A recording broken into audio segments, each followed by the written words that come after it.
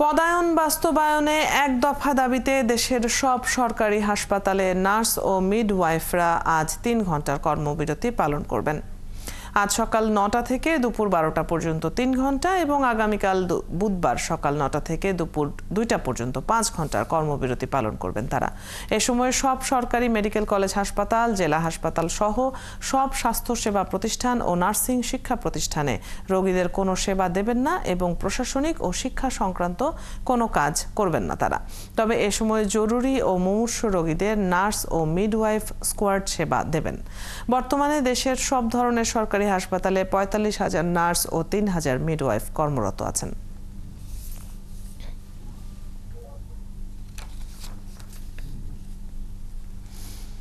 এই বিষয়ে আরো জানাতে ময়মনসিংহ থেকে যুক্ত হচ্ছেন সহকর্মী বাবুল হোসেন।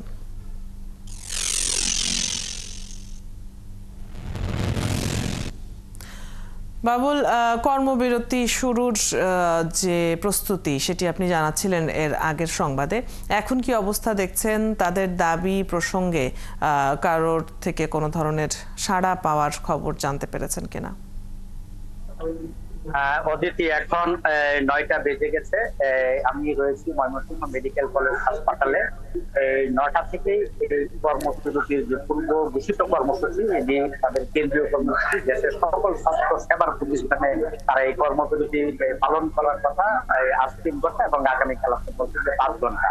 এবং এই যে কর্মবিরতির কারণে কিন্তু যারা হাসপাতালে চিকিৎসাধীন রোগী রয়েছেন তাদের ভোগান্তির কবলে পড়বেন এমন আশঙ্কা কিন্তু করা হচ্ছে। যদিও আন্দোলনরত নেতৃবৃন্দ বলছেন যে তারা জরুরি সেবা ছাড়া আর কোনো সেবা তারা দিবেন না। আপনি জানেন যে রোগীদের ইনজেকশন পুশ করা এবং বিভিন্ন যে সেবা রুটিন যেটি রয়েছে সেটির জন্য কিন্তু এই রোগীরা ভোগান্তির কবলে পড়বেন। এবং আমরা বিভিন্ন ওয়ার্ডে দেখছি যে সকাল ৯টা বাজার আগে থেকেই নার্স যারা ছিলেন বিভিন্ন ওয়ার্ডে তারা কিন্তু জরুরি সেবা ছাড়া অন্য কোনো সেবা দিচ্ছেন না।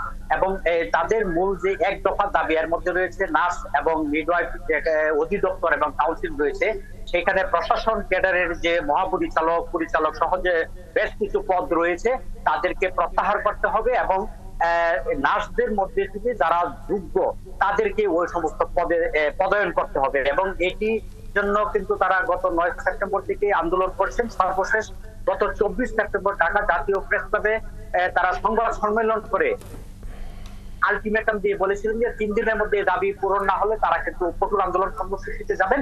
এবং এরই ধারাবাহিকতা কিন্তু আজ এই কর্মসূচি চলছে। তারা আশা করছেন যে অন্তর্বর্তীকালীন যে সরকার তাদের এই যৌক্তিক দাবি মেনে নিবে এবং রোগীদের ভোগান্তির থেকে তারা মুক্তি দিবে। আমরা এরই মধ্যে যারা আন্দোলন করছেন আমরা বেশ কয়েকজন আমাদের সঙ্গে যুক্ত হয়েছেন। আমরা একটু ময়মনসিংহ মহানগর যে কমিটি রয়েছেন নাজমা বেগম, আমরা তার কাছ থেকে শুনছি, মমতাজ বেগম, তার কাছ থেকে শুনবো যে আপনারা যে আন্দোলন করছেন আপনারা আসলে মূল দাবি কি? আমাদের মূল দাবি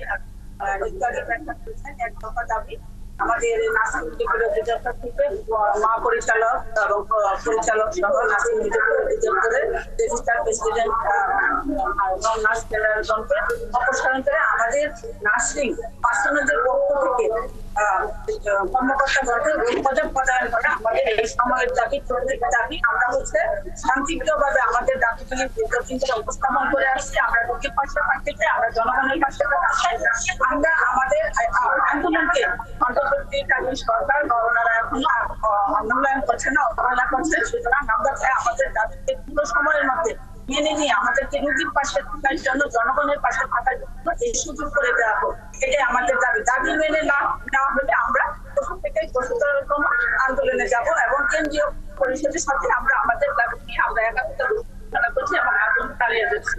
ধন্যবাদ।